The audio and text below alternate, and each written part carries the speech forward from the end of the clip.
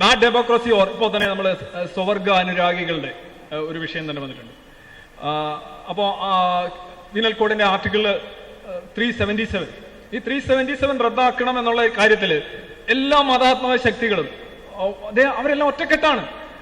അവർ ഒരുപക്ഷെ ദൈവങ്ങളുടെ കാര്യത്തിൽ പോലും അടിസ്ഥാനപരമായി വിഭിന്നവൽക്കരിക്കപ്പെട്ട വിഭാഗങ്ങളാണ്, ഗ്രൂപ്പുകളാണ് ഈ മതശക്തികൾ. പക്ഷേ സ്വവർഗാനുരാഗികൾ എന്ന് പറയുന്നത് അവരെ ഈ താലിബാന്റെ കാലഘട്ടത്തിലൊക്കെ മതിലിടിച്ച് അവരെ മേളിലിടുക എന്നുള്ളതാണ്.